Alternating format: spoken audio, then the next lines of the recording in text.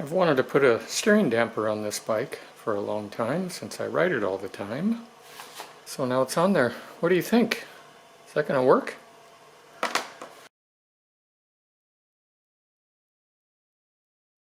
This frame has been powder coated, so I didn't want to grind and weld a stud or anything on here. So I looked around for a bracket for this thing to attach to. I bought these online. They're a little fat and clunky looking. And I had it on there as you see it on this one, but the clamping force from this part to this part isn't real tight. I cut a little bit off of this one and cut the rubber piece down a little bit, so it should clamp a little tighter, providing I don't pull the threads out of the receiving part here. Yeah, I also had to machine some nuts down, kind of half them because of the thickness of this bracket. And there you have it.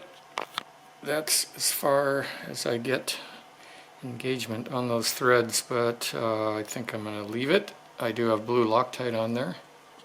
So this install is done for now.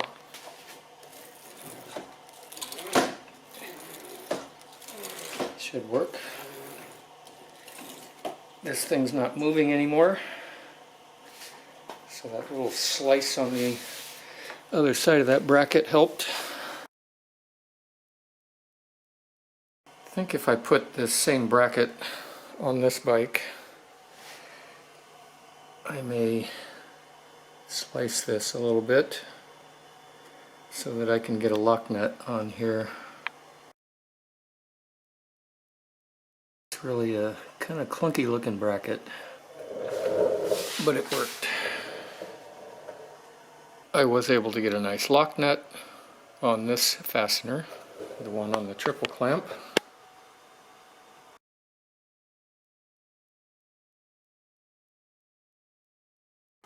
I'm calling that little project done. Now I just need to go ride it.